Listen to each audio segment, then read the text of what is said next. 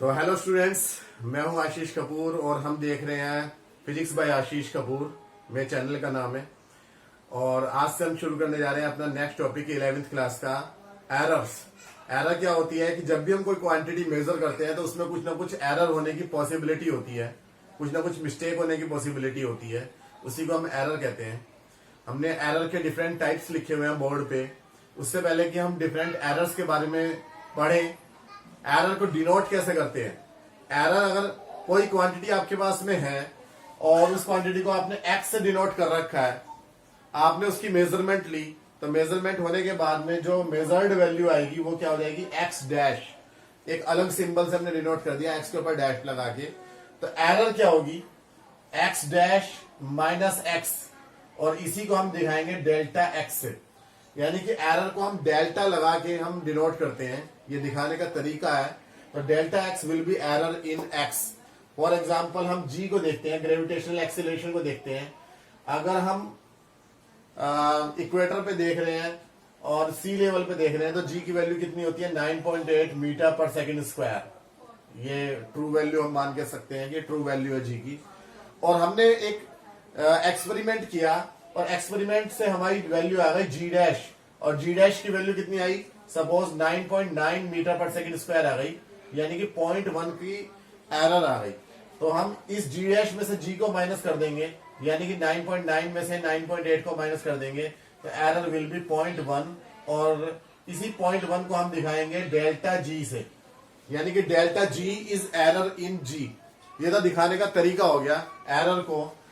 तो एरर जो है हमारे 11th क्लास में 2 टाइप्स ऑफ एरर्स हैं, जिसमें से है एक सिस्टमैटिक एरर और दूसरी है random error.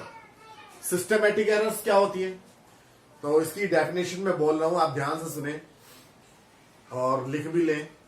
Systematic errors are those errors that tend to be only in one direction.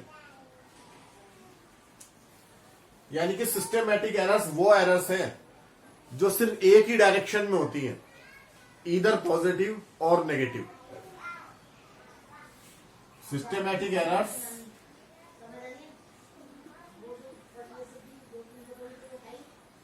Are either positive और नेगेटिव। पॉजिटिव एरर का मतलब यह है कि जो ट्रू वैल्यू है हमने उससे ज्यादा मेजरमेंट ले ली है। अभी जैसे हमने लास्ट एग्जांपल देखा था ग्रेविटेशनल एक्सीलरेशन का जी का, तो उसमें हमने 9.9 मेजरमेंट आई थी हमारी, तो वो 9.8 से ज्यादा आई थी, 0.1। तो यानी कि पॉजिटिव एरर थी। और अगर गलती से वो कम मेजरमेंट आती, 9.7 या 9.6 या 9.5 मीटर पर सेकेंड स्क्वायर आती, तो एरर कैसी हो जाती, नेगेटिव हो जाती, यानी कि ओरिजिनल वैल्यू से कम मेजरमेंट आती। तो अगर हम बार बार एक्सपेरिमेंट को कर रहे हैं, किसी पर्टिकुलर एक्सपेरिमेंट को कर रहे हैं, कई बार कर रहे हैं, और हर बार आंसर हर बार पॉजिटिव पॉजिटिव पॉजिटिव ही आता चला जा रहा है, कभी भी नेगेटिव नहीं आ रहा, तो वो एरर कैसी होगी, सिस्टमैटिक एरर। या हर बार answer negative negative negative error आती चली आ रही है और कभी भी एरर पॉजिटिव नहीं आ रही, यानी कि हर बार हम कम वैल्यू मेजरमेंट में लेके आ रहे हैं, ज्यादा मेजरमेंट नहीं आ रही, तब भी वो किस कैटेगरी में आएगी, सिस्टमैटिक एरर की कैटेगरी में आएगी। तो systematic errors are those errors that tend to be only in one direction, either positive और नेगेटिव। या तो वो पॉजिटिव ही होती है या नेगेटिव ही होती है, एक ही डायरेक्शन में चलती हैं, उन्हें हम सिस्टमैटिक एरर्स कहते हैं। तो सिस्टमैटिक एरर्स जो है वो ये 3 टाइप्स की हैं। सबसे पहले आता है इसके अंदर इंस्ट्रूमेंटल एरर, और सेकंड नंबर पे है imperfection due to experimental technique और प्रोसीजर, और थर्ड है आपका पर्सनल बायस्ड एरर्स। हम तीनों के बारे में हम चर्चा करते हैं। फिर से मैं आपको कहता हूं कि आप नोट्स बनाते चले जाएं। 11th क्लास में जो है ये चीजें आ सकती हैं, 1 मार्क्स में क्वेश्चन आ सकते हैं कि सिस्टमैटिक एरर्स क्या होते हैं या इंस्ट्रूमेंटल एरर क्या होती है। तो लिखने के लिए इतना स्पेस नहीं है, मैं इसे बताता जाता हूँ, आप इसे लिख लें, वीडियो को पॉज कर लें, टाइम टू टाइम स्क्रीनशॉट ले लें साथ में। तो इंस्ट्रूमेंटल एरर क्या है, अगर आपका एक्सपेरिमेंटल जो इंस्ट्रूमेंट है जिससे आप मेजरमेंट ले रहे हो उसमें ही कुछ ना कुछ एरर है, उसी में ही कुछ ना कुछ कमी है, मैन्युफैक्चरिंग डिफेक्ट है, तो वो एरर आपकी कैसी कहलाएगी? इंस्ट्रूमेंटल एरर कहलाएगी। तो इंस्ट्रूमेंटल एरर हमेशा या तो पॉजिटिव ही होगी या हमेशा नेगेटिव ही होगी। ऐसा नहीं हो सकता कि एक बार पॉजिटिव आ जाए और अगली बार में हम उसी को मेजरमेंट लें उसी एपरेटस से तो नेगेटिव आ जाए। अगर पॉजिटिव आ रही है तो हर बार पॉजिटिव ही आएगी। तो इसका हम एग्जांपल देखते हैं। मान लिया आपके पास में एक थर्मोमीटर है, वो एक मेजरिंग इंस्ट्रूमेंट है और आपको पता है कि थर्मोमीटर जो होता है, ये थर्मोमीटर है, टेम्परेचर मेजर करने के काम आता है। तो थर्मोमीटर में यहाँ पे मरकरी होती है और यहाँ पे एक कॉलम होता है जिसमें मरकरी ऊपर चढ़ सकती है। तो जब हम इसे मेल्टिंग आइस में यानी कि पिघलती हुई बर्फ में रखते हैं तो थर्मोमीटर का टेम्परेचर कितना आता है? 0 डिग्री। उसे हम 0 डिग्री सेल्सियस मानते हैं या 273 केल्विन मानते हैं। तो हम सेल्सियस स्केल को ले रहे हैं। तो मान लिया 0 डिग्री सेल्सियस ये मेल्टिंग आइस का टेम्परेचर हमने यहाँ पे निशान लगा लिया कि यहाँ पर मरकरी का लेवल कहाँ पर है। तो हमने देखा मरकरी का लेवल यहाँ था जब हमने बर्फ में रखा, तो यही क्या है आपका 0 डिग्री सेल्सियस आपने मान लिया। और जब वाटर बॉईल करता है तो उसका टेम्परेचर हम कितना लेते हैं? 100 डिग्री सेल्सियस। लेकिन गलती से हुआ क्या कि वाटर के बॉइलिंग टेम्परेचर को हमने 100 की जगह यहाँ पे 104 डिग्री सेल्सियस प्रिंट कर दिया। निशान जो वहां मार्किंग लगा दी वो 104 की लगा दी और बीच में हमने 104 मान लिया इसके ग्रेजुएशंस कर दिए, मार्क कर दिए। तो अब क्या होगा? जब भी हम इस थर्मोमीटर से टेम्परेचर को मेजर करेंगे तो हमेशा वो कुछ एक्स्ट्रा ही टेम्परेचर मेजर करेगा, फालतू ही मेजरमेंट आएगी, ट्रू वैल्यू से कभी भी कम नहीं आ सकती। तो इसलिए ये जो एरर है ये कैसी एरर है? आपकी सिस्टमेटिक एरर है और इंस्ट्रूमेंटल एरर है। बिकॉज इंस्ट्रूमेंट में ही आपकी कमी है, उसमें ही कुछ ना कुछ आपने डिफेक्ट लगा रखा है, मैन्युफैक्चरिंग डिफेक्ट है। आप जब भी इसे मेजर करेंगे और अगर आपने बॉइलिंग वाटर को देखेंगे तो उसका टेम्परेचर मेजर करेंगे तो वो 104 ही आएगा या उससे थोड़ा बहुत आसपास आ सकता है। तो यानी कि 100 से एक्स्ट्रा ही आएगा। और जब भी आप एरर देखोगे तो 104 माइनस 100 यानी कि 4 डिग्री प्लस की एरर आएगी, नेगेटिव नहीं आएगी। तो यही तो सिस्टमेटिक एरर होती है जो हमेशा एक ही डायरेक्शन में होती है, तो पॉजिटिव या नेगेटिव। तो इसलिए जो है आपका इंस्ट्रूमेंटल एरर का जो ये टाइप मैंने एग्जांपल दिया ये क्या है? आपका सिस्टमेटिक एरर में है। इसी तरीके से आपने कोई लेंथ को मेजर करने के लिए मान लिया आपके पास में कोई स्केल है या आपके पास में एक स्केल है, जैसे आपके पास में 15 सेंटीमीटर की एक सिंपल स्केल होती है आपके पास में।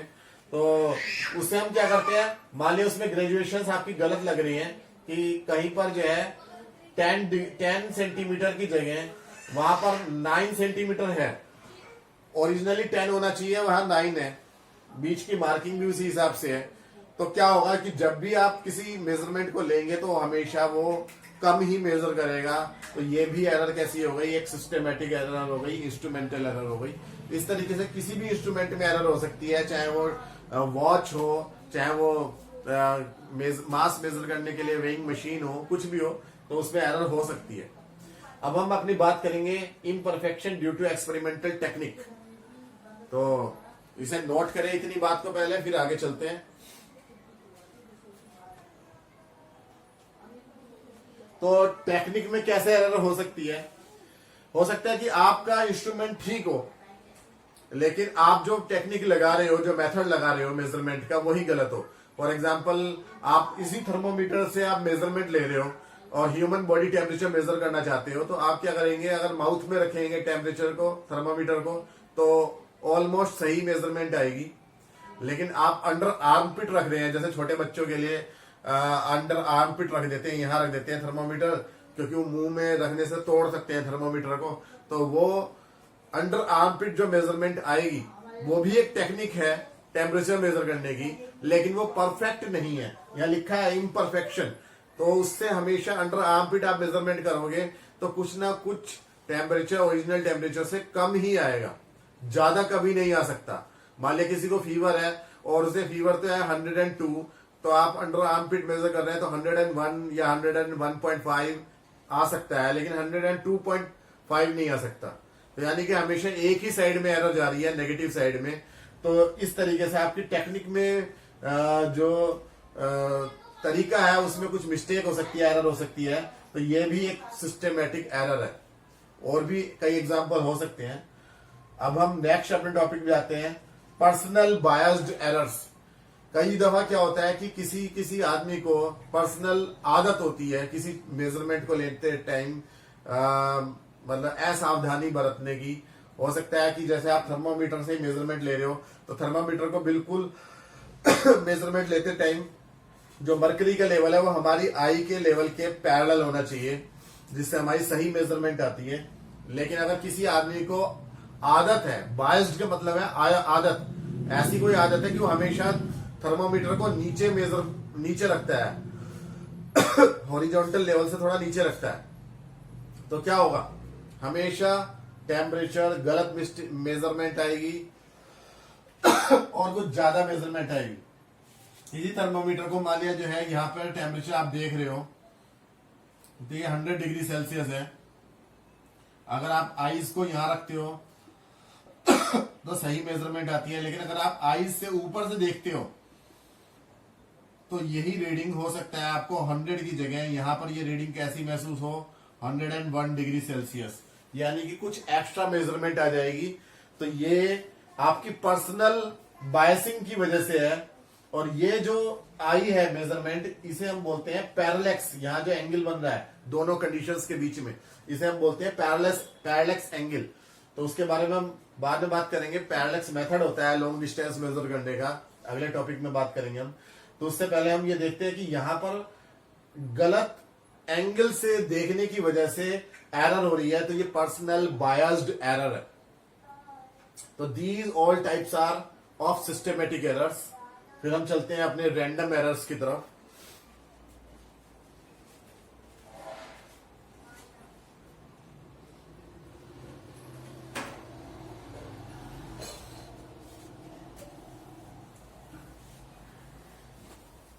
तो रैंडम एरर्स क्या होती हैं? Random errors are random with respect to sign and size. Random errors are random.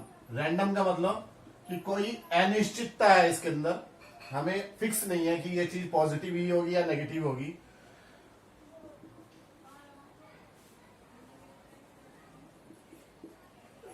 इसके साइन में भी अनिश्चितता होती है, रैंडमनेस होती है, और साइज में भी कि एरर कितनी होगी, कम होगी या ज्यादा होगी और कितनी आएगी। तो ये सिस्टमेटिक एरर से बिल्कुल अलग है। सिस्टमेटिक एरर एक ही डायरेक्शन में हो सकती थी, या तो पॉजिटिव या नेगेटिव। रैंडम एरर दोनों डायरेक्शन में हो सकती है। तो रैंडम एरर का फर्स्ट टाइप है फ्लक्चुएशंस एंड वाइब्रेशंस। हो सकता है कि आप जो है किसी टेबल पे काम कर रहे हो, कोई जो है एक्सपेरिमेंट कर रहे हो, और अचानक से काम करते करते में एकदम फ्लक्चुएशंस हो जाए, कोई आपका फ्रेंड आके टेबल को हिला दे। तो फ्लक्चुएशंस होने से क्या होगा कि रीडिंग में थोड़ी सी मिस्टेक आ सकती है। तो यहां पर जो मिस्टेक आएगी वो पॉजिटिव भी हो सकती है, नेगेटिव भी हो सकती है। तो इसलिए फ्लक्चुएशंस की वजह से एरर रैंडम होती है। या वाइब्रेशंस हो सकते हैं। हो सकता है कि आपका जो है वोल्टेज पे आप सप्लाई पे काम कर रहे हो, वोल्ट मीटर और एमीटर की हेल्प से आप कोई मेजरमेंट ले रहे हो और अचानक से जो पावर सप्लाई है वो बढ़ जाए या कम हो जाए, वोल्टेज बढ़ जाए या कम हो जाए। तो हो सकता है कि आपका जो डिजायरेबल रिजल्ट आना है, मान लिया आपको रेजिस्टेंस मेजर करना है, तो वो रेजिस्टेंस जो है वो गलत मेजरमेंट हो सकती है। तो वो एक्स्ट्रा मेजरमेंट भी हो सकती है या कम भी हो सकती है। तो इसलिए वो क्या है, रैंडम एरर है। और this is due to fluctuations and vibrations during experiment. Second है आपका पर्सनल अनबायस्ड एरर्स। यानी कि अनबायस्ड का मतलब कि आदमी लापरवाही तो कर रहा है लेकिन उसकी आदत नहीं है, वो जानबूझ के कर रहा है। हम थर्मोमीटर से मेजरमेंट ले रहे हैं, हम चाहे तो बिल्कुल सीधा रख के मेजरमेंट ले सकते हैं। हम असावधानी से कभी हमने नीचे रख के जो है थोड़ा सा ऐसे देख के और तब हमने रीडिंग ले लिया है, और कभी हमने थर्मोमीटर को ऊपर कर लिया है। बिल्कुल मतलब हमारा इंटरेस्ट नहीं है एक्सपेरिमेंट को करने में। तो हमारी जो एरर होगी वो पॉजिटिव भी हो सकती है, नेगेटिव भी हो सकती है, तो इसलिए वो अनबायस्ड में आएगी और वो रैंडम एरर में आएगी। तो रैंडम एरर्स जो होती हैं उसमें पर्सनल अनबायस्ड एरर है, पर्सनल लापरवाही की वजह से, बिल्कुल ध्यान न देने की वजह से, कि आप बिल्कुल एक्सपेरिमेंट में ध्यान नहीं दे रहे हो। तो थर्ड है आपका लीस्ट काउंट एरर्स। ये सबसे इंपॉर्टेंट है। लीस्ट काउंट एरर्स के बारे में जानने से पहले हम इसके ऊपर थोड़ा सा लीस्ट काउंट के बारे में सोचते हैं कि क्या होती है। लीस्ट काउंट एरर अपने आप में एक बड़ा टॉपिक है, उसके बारे में हम डिटेल में स्टडी कर सकते हैं, लेकिन पहले हम लीस्ट काउंट को थोड़ा सा हम यहां देखते हैं। Least count is least value, सबसे छोटी value that can be measured by A measuring instrument. आपके पास कोई भी मेजरिंग इंस्ट्रूमेंट है, उससे जो सबसे छोटी आप मेजरमेंट ले सकते हो उसी को आप बोलते हो लीस्ट काउंट। फॉर एग्जाम्पल, आप जो वॉच आपके दीवार पे घड़ी पे दीवार पे लगी रहती है, ठीक है, तो उस वॉच से आप कितने सेकंड मेजर कर सकते हो? 1 सेकंड का मिनिमम टाइम मेजर कर सकते हो, टिक टिक। तो यानी कि उसकी लीस्ट काउंट क्या है? 1 सेकंड। जबकि आप स्टॉप वॉच से 0.1 सेकंड भी मेजर कर सकते हो, या और अच्छी स्टॉप वॉच है तो 0.01 सेकंड भी मेजर कर सकते हो। इसके अलावा जैसे आप जो है मान लिया अगर सामान तोलते हो, कोई भी दुकानदार से लेते हो, कोई भी मांस लेते हो, चीनी लेते हो या कुछ भी लेते हो, तो उसके आप लीस्ट काउंट कितनी होती है? 1 ग्राम। 1 ग्राम से कम मेजरमेंट उसके वेइंग मशीन पे नहीं आ पाती, तो 1 ग्राम इज लीस्ट काउंट। लेकिन अगर वही आप चीज सुनारे के पास जाते हो सोना तोलने के लिए, तो जो गोल्ड यानी कि सोने को आप तोलते हो, तो वो 1 मिलीग्राम तक की एक्यूरेसी के साथ मेजर हो सकता है। तो उसके वेइंग मशीन की लीस्ट काउंट, सुनार के यानी गोल्ड स्मिथ की जो वेइंग मशीन है उसकी लीस्ट काउंट कितनी है? 1 मिलीग्राम, यानी कि 1 ग्राम का 1000 पार्ट, 1/1000 ग्राम। तो यानी कि लीस्ट काउंट जितनी छोटी होगी उतनी ही एरर की पॉसिबिलिटी भी कम होगी। अगर आप गोल्ड को मेजर करते हैं, तो आप गोल्ड के वेट को, तो आप उसे किससे मेजर करेंगे? जो सुनारे के पास जाके, ना कि आप साधारण वेइंग मशीन पे, क्योंकि साधारण वेइंग मशीन पे क्या होगा, उसकी लीस्ट काउंट ज्यादा होगी, तो एरर होने की पॉसिबिलिटी भी ज्यादा होगी। तो यानी कि least count error is error due to least count of the apparatus, और ये हमेशा प्रेजेंट होती है, क्योंकि एपरेटस को हम कितना भी बढ़िया क्यों ना बना ले, उसकी कुछ ना कुछ लीस्ट काउंट जरूर होती है, और जितनी उसकी लीस्ट काउंट होती है उसमें उतनी ही एरर हो सकती है। अगर हम सुनारे से हम सोना तोलवाते हैं तो उसमें 1 मिलीग्राम तक की एरर हो सकती है, अगर बाकी कोई एरर प्रेजेंट नहीं है तो। अगर हम बाजार से चीनी लेने जाते हैं तो उसमें 1 ग्राम तक की एरर हो सकती है, अगर कोई बाकी की एरर्स नहीं है तो 1 ग्राम तक की फिर भी हो सकती है, क्योंकि उसकी लीस्ट काउंट कितनी है? 1 ग्राम।